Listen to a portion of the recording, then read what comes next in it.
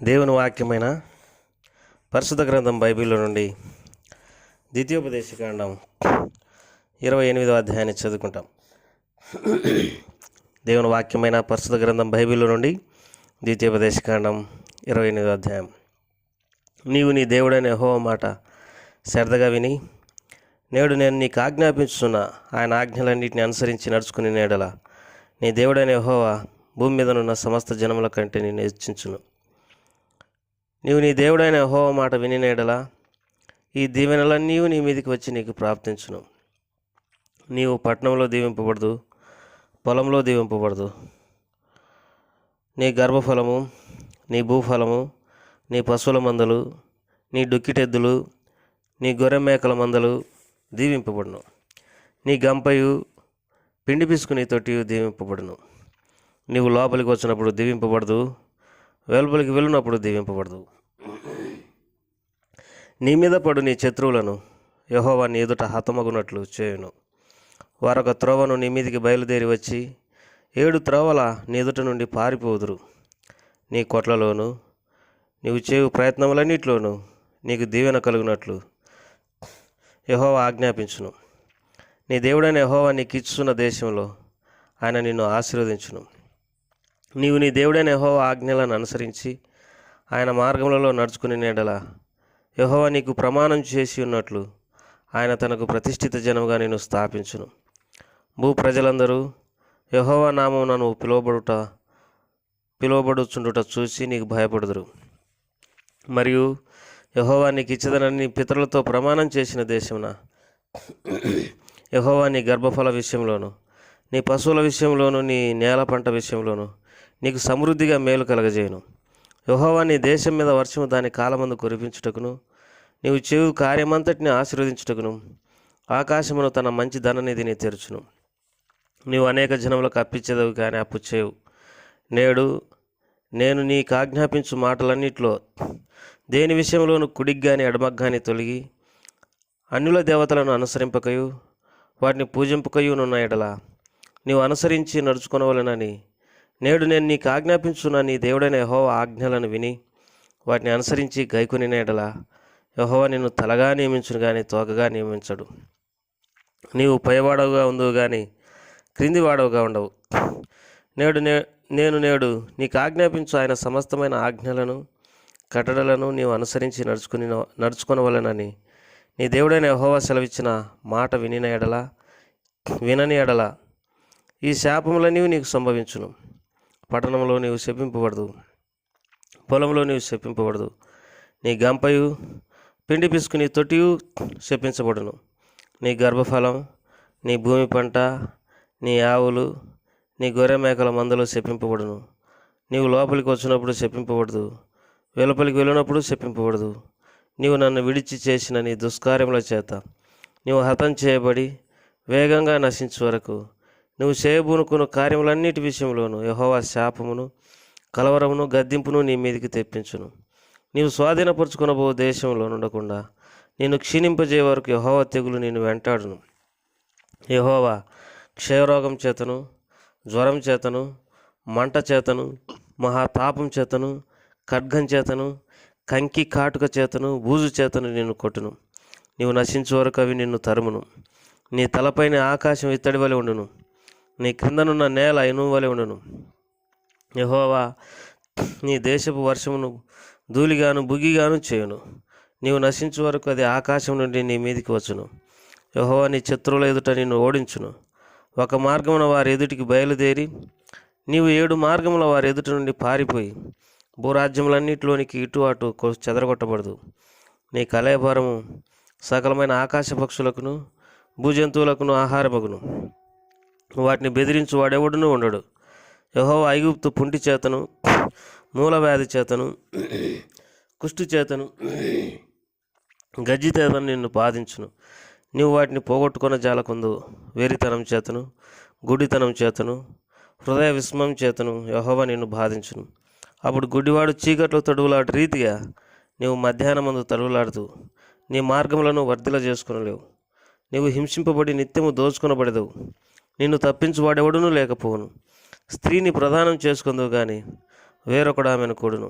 ఇల్లు కట్టుదు గాని దానిలో నివసింపవు, ద్రాక్ష తోట నాటుదు గాని దాని పండ్లు తినవు. నీ ఎద్దు నీ కనుల ఎదుట బడును గాని దాని మాంసం నువ్వు తినకుందు.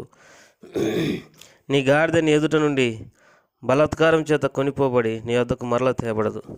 నీ గొర్రె మేకలు నీ శత్రువులకు ఇయ్యబడును, నిన్ను రక్షించువాడెవడునూ ఉండడు. నీ కుమారులను నీ కుమార్తెలను అన్యజనమునకు ఇయ్యబడుదురు.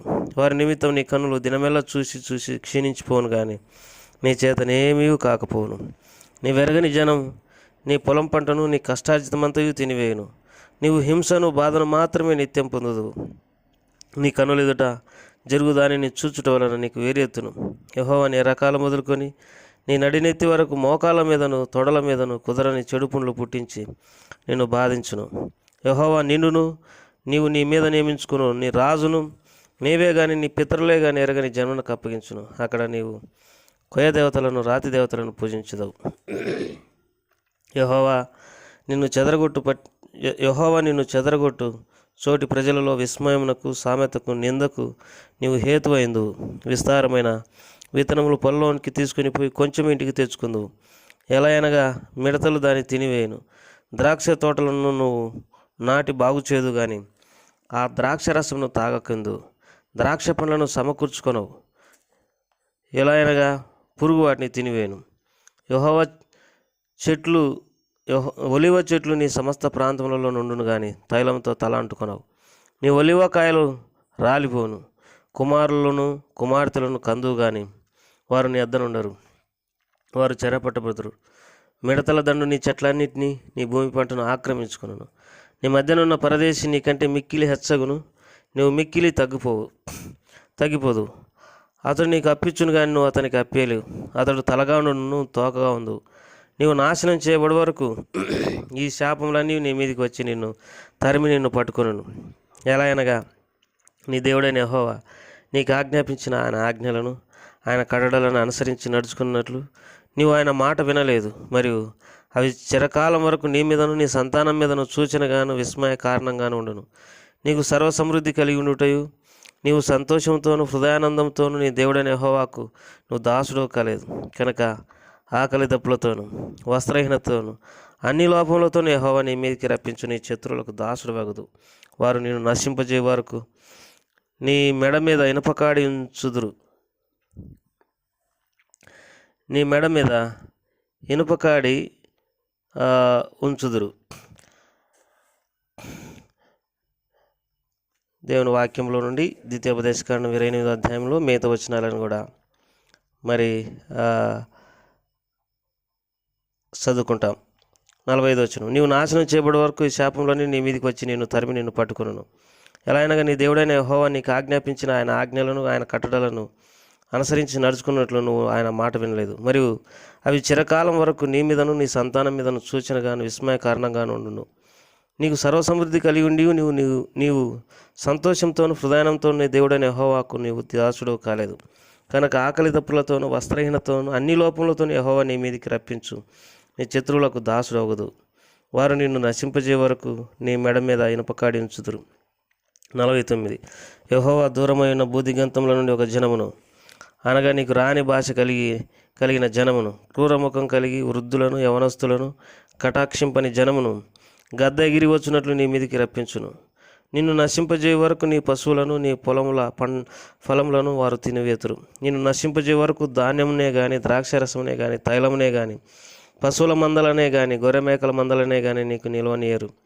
మరియు నీవు ఆశ్రయించిన ఉన్నత ప్రాకారము గల నీ కోటలు పడు వరకు నీ దేశమందంతటను నీ గ్రామములన్నిటిలో వారు నిన్ను ముట్టడి వేయుదురు. నీ దేవుడైన యెహోవా నీకు ఇచ్చిన నీ దేశమంతటను నీ గ్రామములన్నిటిలోనూ నిన్ను ముట్టడి వేయుదురు. అప్పుడు ముట్టడిలోను నీ శత్రువులు నిన్ను పెట్టు ఇబ్బందిలోను నీ గర్భఫలమును అనగా నీ దేవుడైన యెహోవా నీకు ఇచ్చిన నీ కుమార్తెల యొక్క మాంసం తిందు. మీలో బహు మృదువైన స్వభావమును కలిగి సుకుమారమును గల మనుషుని కను తన సహోదరుని ఎడలను తన కౌగిటి భార్య ఎడలను తాను చంపక విడుచు తన కడమ పిల్లల ఎడలను చెడ్డదైండును. అతడు తాను తిను తన పిల్లల మాంసంలో కొంచెమైన వారిలో నెవనికి పెట్టడు. ఎలా అనగా మీ శత్రువులు మీ గ్రామములన్నిటి యందు మిమ్మల్ని ఇరుకుపరచుట వలన ముట్టడి చేయటం వలన వానికి మిగిలిన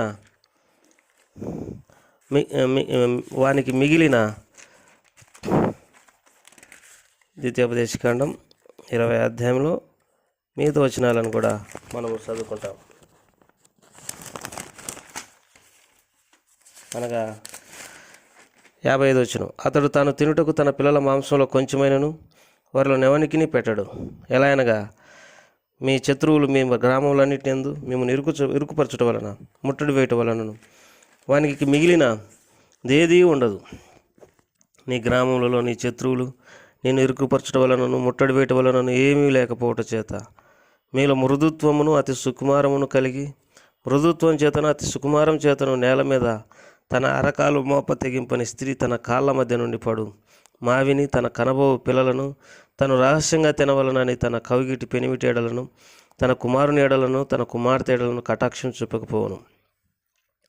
నీవు జాగ్రత్త పడి ఈ గ్రంథంలో రాయబడిన ఈ ధర్మశాస్త్ర వాక్యములన్నింటిని అనుసరించి గైకొనచ్చు నీ దేవుడైన యెహోవా అను ఆ మహిమగల భీకరమైన నామమునకు భయపడని ఎడల యెహోవా నీకును నీ సంతతికి ఆశ్చర్యమైన తెగుళ్ళు కలగజేయును. అవి దీర్ఘకాలముండు గొప్ప తెగులును చెడ్డ రోగములను అయిండును. నువ్వు భయపడిన ఐగుప్తు క్షేవాదులన్నింటినీ ఆయన నీ మీదికి రప్పించును. అవి నిన్ను వెంటాడును. మరియు నీవు నశించు వరకు ఈ ధర్మశాస్త్ర గ్రంథంలో రాయబడని ప్రతి రోగమును ప్రతి తెగులును ఆయన నీకు కలగజేయును. నీవు నీ దేవుడైన యెహోవా మాట వినలేదు కనుక ఆకాశ నక్షత్రముల వలె విస్తారములైన మీరు లెక్కకు తక్కువై కొద్దిమందే మిగిలి ఉందురు.